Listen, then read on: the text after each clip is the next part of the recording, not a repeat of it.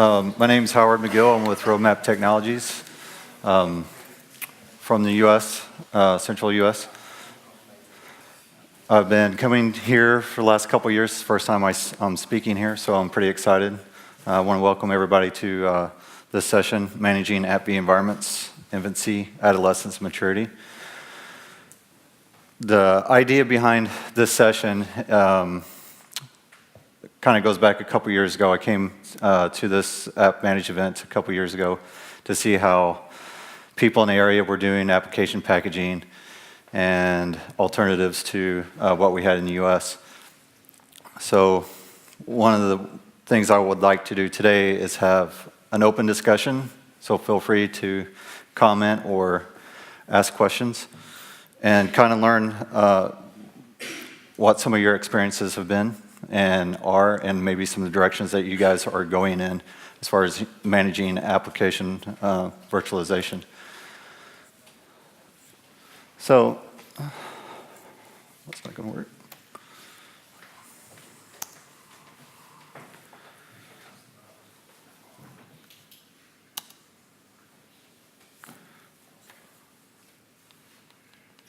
Technical errors.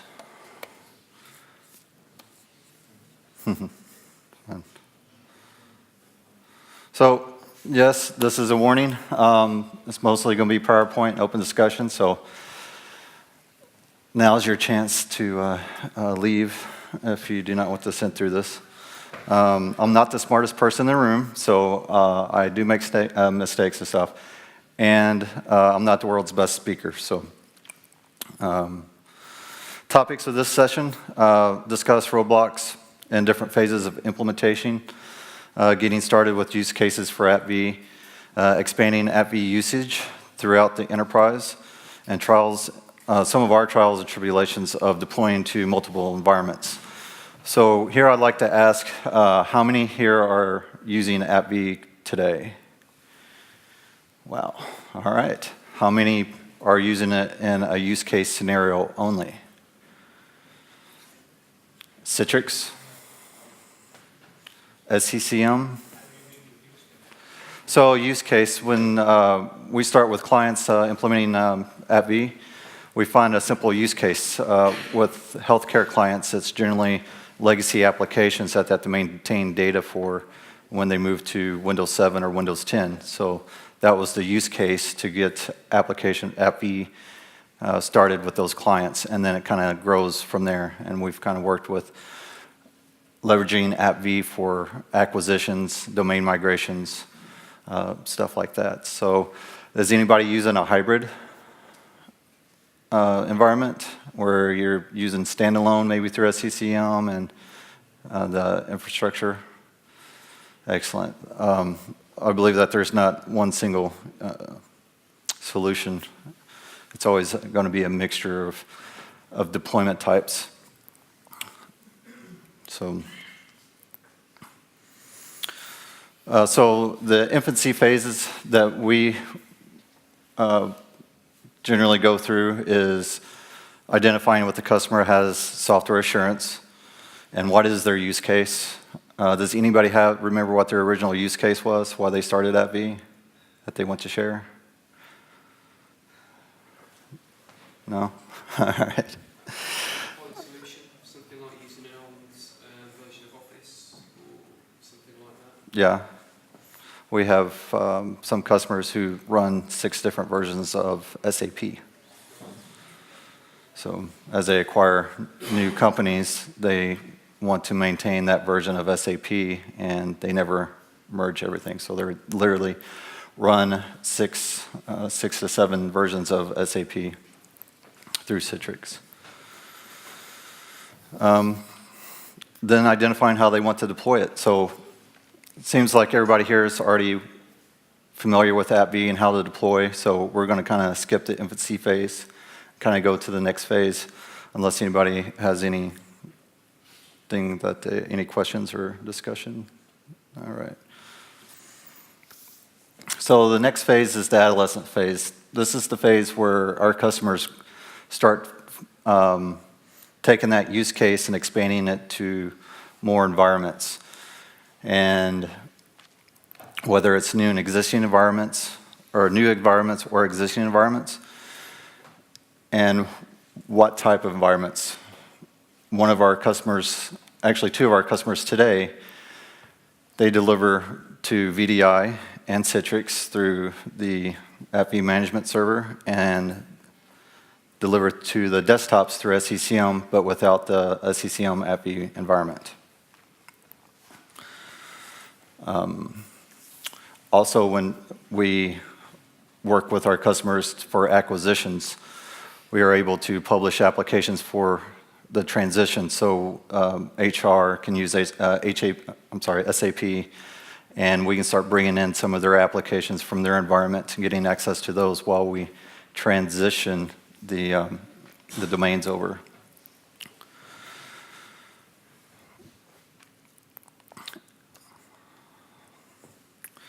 So then comes maturity. As we all know, technology is always evolving, so do we ever reach maturity in our environments? And with Microsoft changing the way that they handle AppV and how they're implementing AppV is going to change a lot of that. So one of the things that we do when we're looking for a maturity to mature in an environment is start leveraging tools for troubleshooting. These tools are a lot of third-party tools. Some of them you can manage remotely to the AppV client, manage almost in a standalone environment. You can add and remove publish applications. Other tools you have to install locally on the machine and manage the client and packages. AppV reporting. One of the biggest things that we do with AppV with reporting is we pull audit reports. So we can identify where the application's launching, who's launching it, and usage reports, how often they're using it, how much bandwidth. So here I just kind of show the AppV reporting tool or database. Is everybody using AppV reporting today? Not really. Say again. The database, AppV reporting. Are you reporting to your clients? So one thing that we found helpful for applications that we virtualize that we tend to get audited on a lot. I don't know if anybody's familiar with Attachmate or Adobe and stuff. We can actually query all the way back to the end, or to the implementation when we actually virtualized that application and started launching it. So we can get exact numbers of who's using it, where they're using it, and what platforms they're using it on. You can also leverage the database, the management server database as well, to get the exact source of where it's launching from. So if you're running Citrix and you have a VDI environment and a desktop environment and you're trying to update one application, how do you identify that it's getting updated all the way across the board? One of the ways is to pull the reports and make sure that you're not publishing legacy software as well. So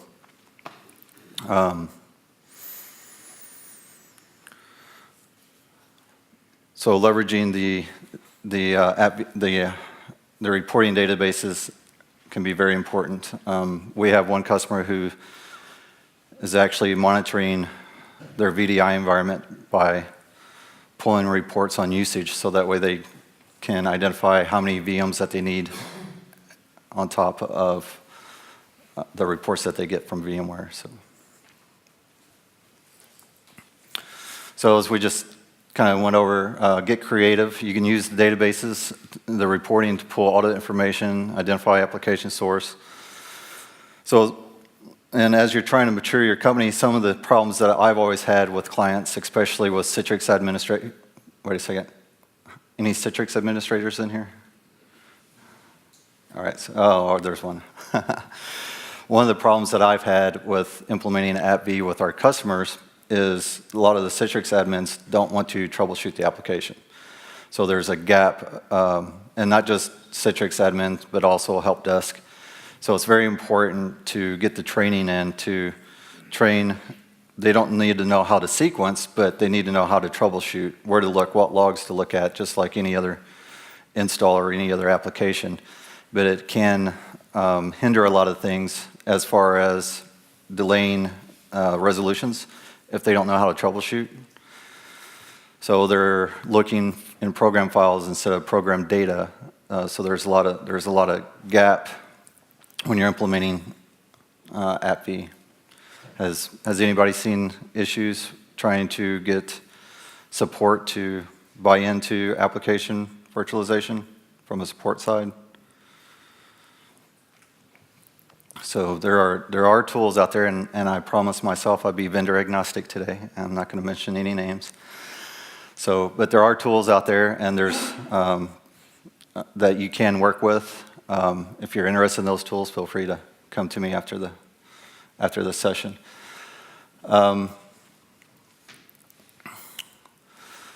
So the next thing too, the next topic, know what updates are coming. Is anybody using Windows 10 right now in AppV? Are you aware of the rollup, the anniversary rollup? So for those who don't know, the AppV 5.2 is coming out, or came out with the anniversary edition of the AppV client. So what does this mean? This means that if your professional OSs get the rollup, then you can no longer use the AppV clients on the professional, and you have to move to 10.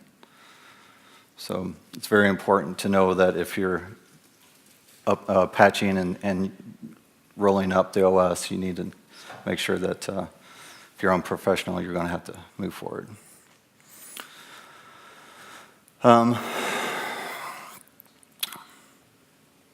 Is anybody on the latest rollup for Windows 10? Did you have problems implementing it? No problems?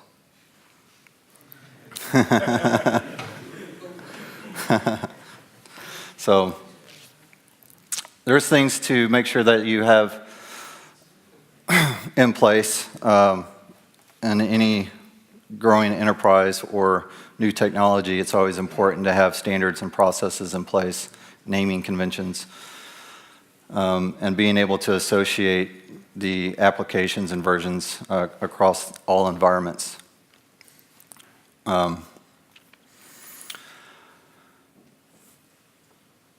And training. We actually train with a couple of our clients. They ask us to come in once a year just to refresh with their support technicians. It's something that we highly recommend doing internally too, is annually getting out and proactively training the support.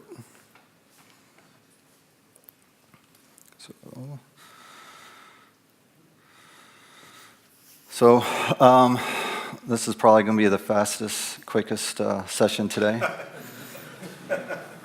I was hoping you guys would be able to share with me some of your headaches and stuff. So what I did was I went ahead and this will be available for you from download as well. I just added some additional links. So if you had any questions or concerns about Windows 10 and the way that Microsoft's moving forward with AppV, those are available for you.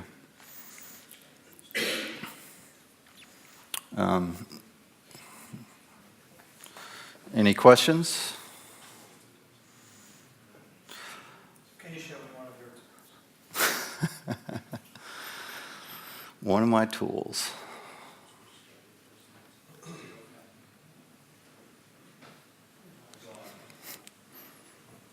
Well, what I can do is I can show you the original tool that I created in order to remote manage AppV clients for some of our Citrix admins that we were working with. If it works, I'll be more than happy to show you guys. It has since been redone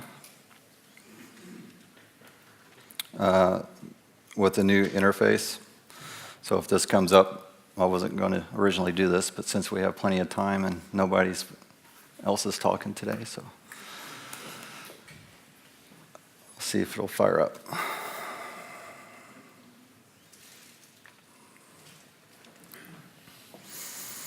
Does anybody here have over, who has over 100 clients today? Managing 100 clients? 1,000? 2,000? 5,000? 10,000? 20,000? We've got a winner. All right. So can you tell us a little bit about your infrastructure? Are you using SCCM to deploy, or are you using AppV management infrastructure? For VDI, we're using full infrastructure. When we have clients, we're still using SCCM for transition with AppV. Use also the full infrastructure with that one. I'm sorry, so are you moving to SCCM infrastructure or away from it? No, we're keeping the SCCM infrastructure, but for the AppV5 fixtures, we're going to use the full infrastructure also in the clients to screen the application. Excellent. Thanks for sharing. How many, mind if I ask how many servers you have? How many, I'm sorry, not servers, but how many applications you have virtualized today? A couple hundred. So are you virtualizing all your applications in your environment? We're using non-persistent VDI solutions, so yes, it's for us basically to virtualize applications. If it's not possible, some applications we can virtualize them. Right. And when we make the transition to VDI platform, So is anybody here today trying to virtualize all their applications in their infrastructure or in their enterprise? 1, 2. So we're actually working with customers on their Windows 10 rollups. The directive is to virtualize everything we can virtualize. And doing so, it puts stress on support because 1, we're rolling to Windows 10, and 2, they have to learn a new tool, new technology. So stress levels are high, and one of the things we get is a lot of pushback about wanting them specifically requesting not to deploy the application via AppV because they don't have time to troubleshoot. So. Everybody else have that same headache, maybe? It's not all kittens, puppies and kittens once you get started. Is anybody looking at taking AppV out of their infrastructure? Really? Can we ask why? Because the infrastructure is too costs too much, and we have a traditional way of deploying software. Okay. So the infrastructure costs. Do you currently have SCCM today? No DSM. DSM? Okay.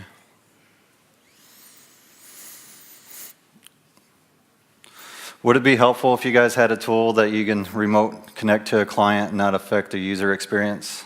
Maybe publish directly to the desktops and do the initial functionality for UAT before going to SCCM or to the AppV management server? Would that be helpful to anybody today? Troubleshooting, if I said that we can add and remove, publish applications to the desktops, we can remotely manage connection groups, creating connection groups on the fly for testing. Would that be helpful? All right. What if we said we can actually do extension of other tool sets where if we're connected to a machine, we can remote desktop to that machine, launch the different other troubleshooting tools like Event Manager and stuff. Would that be helpful? I think it would be helpful. We can also pull the logs we take and we automatically collect the last 30 logs events from the event logs for AppV. And keep in mind when I show you this, this is my original tool. So you guys can come and ask me about it after the session on where you can get the pretty one. So, and let's see here. So there are some caveats, just like any other application.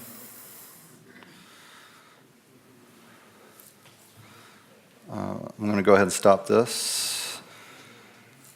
Try to.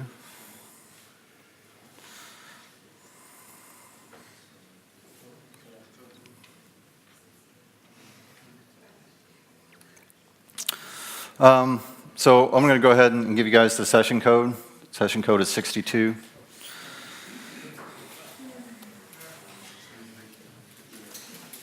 And I'm going to now show you